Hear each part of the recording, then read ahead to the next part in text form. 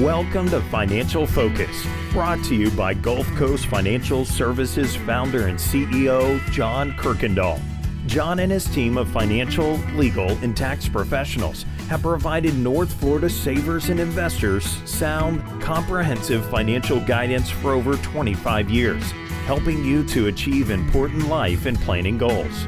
Be sure to like, subscribe, share, and tune in for more Financial Focus by visiting GulfCoastFinancial.net. And welcome into the program. This is Financial Focus, brought to you by the best of the best in financial services, 7 years and running, as named by the readers of the Lake City Reporter, the team from Gulf Coast Financial Services. Ladies and gentlemen, your financial and retirement planning resource, founder and CEO, John Kuykendall, here with us on Financial Focus as always. And John, we always appreciate seeing you. It's a great time, and happy weekend before the Thanksgiving break. Well, that's right, Peter. It's a great time of the year. You know, here at Gulf Coast, we're looking forward to our annual Christmas customer appreciation event that we have every December, and we're getting geared up for that. But also, we want to reflect on all the things that we are thankful for this year. And, you know, we have a lot to be thankful for, even though we talk about runaway inflation and higher taxes and all the things that give everybody the heebie-jeebies. It's a great time. We have a lot to be thankful for, and we should certainly this time of the year slow down and think about where we are and how much worse things could be. Yeah, I'm sure that all of that will be conversation around the holiday table and the Thanksgiving and Christmas gatherings, both what we have to be thankful for and hopefully some reflection on tradition and what's really important and everything positive that we have. But also, I am certain there will be some discussions about some of the things going on, and we'll try to keep those light on today's program, as I guess I would recommend you do as well around the holiday table, especially because some of those conversations can venture into some realms where it can cause some division. But John, I think justifiably, where the market is, runaway inflation, higher prices, the limited availability of some of the goods and gifts and even the food for the meal might be widely talked about. Well, I think you're right, Peter. You know, we just got back from a little vacation, and out west, the prices on gas are a lot higher than what we have here in Florida. And we stopped at one station, and it was called the middle of nowhere. And it really was in the middle of nowhere. And the sign outside the gas station said, gas, one arm, diesel, one leg. And when I went over to the pump, I kind of felt like that was true, because I thought I was going to have to leave one arm with them to get out of there. Gas was $4.54 a gallon, which is about $1.50 more than what we're paying here. And so it reminded me that this time of year that we do have inflation. Things are costing more, but, you know, you got to remember the wages are going up. Here in Florida, we're on this advance to $15 minimum wage. So you're making a little more. You pay, as we knew, you're going to be paying more. And so it all kind of even out. So let's hope, and I hope we can all have a good year. But I want to tell you, there are so many trucks on the road. I haven't been able to figure out where the shortages actually are, because there are more semis on the road than I have ever seen in my life. Yeah, it does seem like things are moving about day to day when we look around, and yet nothing out on a lot of the store shelves. And obviously there are some supply chain issues with things coming from overseas. You've seen the boats out at sea and the ports and the oil spill that those things caused. It's like dominoes, each cascading and causing the next. But I guess, John, we want to focus a little bit today on some things that we can talk about to help us to make the most financial progress, or in this case, things that we can not do, that we can avoid, that could be costly potential mistakes. Well, that's true, Peter. And I think we have a list of some that we can do that we want to make sure that our listeners out there understand these, because there are some things that we can do especially right now. There's things that we know are going to be changing in taxes and the things that are going to be changing in legislation. So we want to make the best of that. But just overall, we want to make sure that we do prudent things to limit the amount of mistakes that we make. And, the first one of those was investing blindly. And I got a call this week from an individual, one of my clients, who said, "Hey, I want to invest in this." And I got to looking at the stock, and I can't even remember what name it was, but it was up 400% in a week. Mm-hmm. And now he doesn't know anything about it, but he's willing to invest some money in it. And to me, that's investing blindly, because if it goes up 400% this week, it might come down 600% next week. And so we need to know what we're investing in, why we're investing it, and have a game plan of what we're going to put our money in and make sure that we're diversified all over. And I think that's one of the things that a lot of people want to try to do when the market's up, is they want to just blindly invest in whatever the hot stock or the hot pick is. What the neighbor is giving them as advice this week. And so they need to make sure that they've invested prudently in everything. Kind of segues into number 2, which is investing based off of emotion. When we see that thing skyrocketing, John, the meme stocks that we saw earlier on in the year, everybody wanted to just pile in. But unfortunately, a lot of people piled in as those things were reaching the top. And then subsequently, just as you said, when we're investing blindly, if we don't understand why something is creating so much buzz and what it's really worth, then we might make some emotional knee-jerk mistakes with our money that could be costly. That's right, Peter. We can't follow the herd. I mean, that's one of the problems we have in investing is, by the time you've got it, it's too late for you to emotionally get into it. We need to have a portfolio that's prudent for you, that gives you peace of mind, and that's well thought out and well developed. And unfortunately, a lot of people don't do that. The other one that we've talked about is this holding unprofitable investments. Mm-hmm. And how many times have you talked to a client or talked to someone and said, "Hey, look, we need to sell that stock," but for some reasons, Americans just do not like to be losers. And so over and over again, they've said, no, I don't want to sell that. I'm holding it. And when it comes back, I'll sell it. Well, there are some tax reasons, especially this time of year, to get rid of those, because we can take the tax losses off our taxes. But if an investment's not making money, then, and the market is up, then you have a lost opportunity cost. Because if the market's up 20, I could have made 20 on it, investing in something else versus holding that losing stock. But people don't look at it that way. Have you ever run into that? Oh yeah. And then it also comes to mind, Janet Yellen recently stated that they would consider taxing unrealized capital gains. My question is, well, if that's the case, do we get to write off unrealized losses? Do we get to wash those two? I don't think so. She didn't mention that part. No, and that'll be interesting, being able to tax those gains that we haven't taken the gain on yet, that are in our portfolio. It'll certainly make us do a lot better job of managing that portfolio. We have to, and getting rid of those. But, the other thing is, I talked to a client this morning, and one of the things that I was commending her about, she had just switched jobs, and she had a 401k, and she rolled it over to her new employee. And I was commenting to her how I thought that was great, because so many people want to tap those retirement accounts early. And if I've got one and I've got a small balance in it, well, I'll just take it out. They forget that that's money that was saved up. And if they'll roll it over into another investment, then they can continue and not have to start over. So that's another one of our problems, is we look at our 401k or our retirement accounts as free money. And they're not. It's not free money. It's your retirement. No, I still kick myself. I remember my very first 401k that I cashed out because I needed to buy that new car, and it wasn't a whole heck of a lot of money. But looking back 20 some plus years, what it could be worth today, it actually might make a little bit of an impact. So, and it certainly would, Peter. I mean, that's something that if you compound it. The magic of compounding, There's no telling how much money you'd have right now if you'd invested it properly back then. Thanks, John. But the need to buy that vehicle or whatever you were buying, and at the time, you probably bought it and then wish you hadn't bought it. That happens too. Buyer's remorse.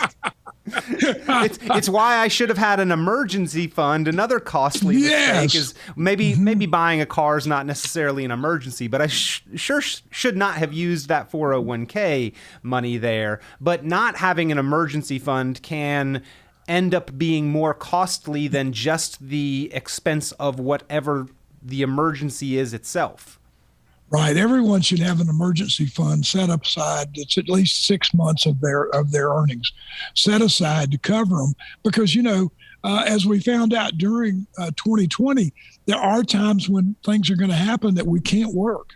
And so we need to be able to cover that cushion while we're transitioning from job or while we have an emergency, a medical emergency or whatever, so that we don't have to borrow from our 401. We don't have to do things that are going to create taxes for us later. The other thing, too, is I've had a lot of people lately, because the real estate market is so hot. A lot of people who are getting close to retirement want to start buying real estate as a short-term investment. Real estate has always been a long-term investment, and we should certainly keep it that way. We can't decide that our home is our retirement pot, because it's not. It's something we live in. Hopefully it appreciates, but we don't want to go out and buy real estate and take our money and put it somewhere where it's going to be tied up. And depending upon what happens to the market, I may not be able to get it back right away. Yeah, don't look at your home as a piggy bank. I know people who continue to rip equity out of their home as frequently as they build it, it seems, and then don't invest in real estate with a short-term time horizon, because just the transaction cost on one side buying it, on the other side selling it, that can be anywhere from 5 to 10%, and you've got to put the investment in to get that back. So real estate, a fantastic asset class, but there's a lot of things people need to know when they're getting into that, I think. That's right. And also, we got the money tied up, and it's not something that's liquid. I can't go to my retirement account and pull it out. I've got to wait until the market's right to sell it. The other thing, too, is a lot of people this time, as they get closer to retirement, they get too conservative with their investments. Now, that surprises me, because you generally, John, have not been a fan of taking unnecessary risk, I'll put it that way, or high levels of risk as we get toward retirement. But you're saying the opposite also can be detrimental. That's right. We want to be conservative all the time. We want to make as much as we can make and lose as little as we can lose while we're getting close to retirement, because we don't have a long time horizon to make it back up. But we don't want to be so conservative that we can't keep up with inflation. And there are only a few investments now that we can get into that are going to beat inflation.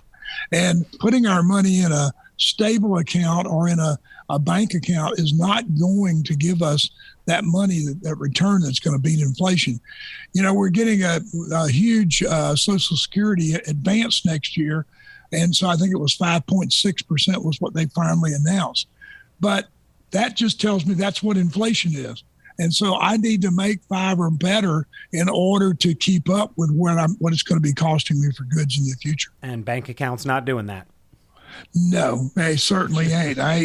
If you find one, let me know, because I'd like to get to it. And, the other thing, too, is that we need to, as we get closer to retirement, we don't want to expand our business to the point that we're still trying to grow it. We want to get it ready to kind of transition out of it, but keep our investments kind of liquid and not spend a lot of money too quickly or unnecessarily in expanding our businesses. That is certainly one that we need to avoid. Special bonus tip for the business owners out there. That's one that may be particular to them, although I've heard from you that retirement is very much like a business, that the transactions, that the income is more like we are in business for ourselves and our own employer and our own employee because of the way that income is created. So I guess that could transition almost to any retiree as well. That's true, Peter. As we get into retirement, we are our income source. And so what we've done to build up our retirement accounts, how we've diversified our portfolio, and how much monthly income we're getting each month is dependent on us. And so what we want to do is make sure that we're diversified and that we have that, because we are in business for ourselves until we pass away. And so we need to understand that we are the generators of our own income. And, Social Security is there, but it's not meant to be 100% of your retirement. It's only meant to be 40%. And in some cases, most cases, it's not even that amount of the income needed during retirement. Well, all of these potentially costly mistakes that we want to avoid, and if the conversation gets to money or finances around the holiday table, you can maybe give your tidbit and 2 cents to help avoid some of these costly mistakes for your family members. John, any other tips for a more joyous holiday without too much disruption? I've seen the videos of food fights and table flipping. We all want to avoid that as much as possible. We can keep everything on the level. Well, Peter, I think it's a time right now to reflect on all we have, to be with family, talk about family traditions, talk about, family recipes. I really love the yams with marshmallows, this time of year. It's the only time I get them, and I just love that, to have that little pecans on top, and it's just great. I can't get enough of that. The blood sugar wouldn't do too well if you got that too often, John. No, but luckily, after you get through eating, there's always those football games that are on all afternoon, and a little family football game to work off some of that so that we can get ready to eat for supper. And, because you want it. And nothing better, Peter, than leftover turkey and dressing for, 3 or 4 days after Thanksgiving. But I think it's a time to be with family, to think about where we are, how lucky we are, how fortunate we are to have what we have, and enjoy some football together. Florida State will be playing that weekend, and so I'm really looking forward to Florida beating Florida State this year. And so I can't wait. Go Gators. Just don't open up your email inbox for the next couple hours here. We are ramping up to the major holiday season. This year may look and feel quite a bit different. It sure seems like it's moved quickly, but I do think you're right, John. It's time to reflect on all that we have to be thankful for, remember what's important, maybe remember some of those year-end deadlines that are so quickly approaching. We've just got another maybe couple weeks here that anything for RMDs, employer-sponsored retirement plan contributions, Roth conversions, charitable distributions, any of those probably need to be completed by early to mid-December with the way everything's sort of moving a little slower. So those kind of things, we need to get on those as well. Well, we do, Peter. And also we need to think about taxes. Yep. Because there are still some time that we can spend to make some things better for your taxes at year end. So if we have tax losses and some investments, or if we've got capital gains, now be a good time to sell something we've got a capital gain in, because capital gains are going to go up. We know that. It's just a matter of time. And so we need to do a lot of tax planning. We're working right now with that very heavily, trying to work with our clients on how we're going to finish up the year in taxes, because I really think taxes are going to be important. Also, we've got until December, we've got the Medicare open enrollment. So we're doing a lot with that. And also these prescription drug plans, we're doing a lot of review with that. So there's a lot of things going on right now. It's a busy time of year, but don't forget that there's still some things that we can do to make 2021 a great year for us, and go into 2022. Helpful on so many levels there at Gulf Coast Financial Services. Give them a call. If you are a client, you know the value of their guidance, their perspective, and always their doors are open for a review of your plan to update, to get any questions answered. And if you are a listener to the program, a viewer of the podcast, and not yet a client, if you would like a plan review of your investment and retirement portfolio, of the taxes that you may be liable for, of the risks that you're taking, get a better understanding of how to maximize Social Security, get a plan put together if you do not already have one, give a call. Gulf Coast Financial Services founder CEO John Kuykendall and the team there are a resource for you. 386-755-9018. That's 386-755-9018. 386-755-9018. You can go online and visit at gulfcoastfinancial.net. That's gulfcoastfinancial.net. John, always a pleasure. Hope you have a great Thanksgiving with your family. You too, Peter. Hope you have a great one. Be sure to like, subscribe, share, and tune in for more financial focus by visiting gulfcoastfinancial.net.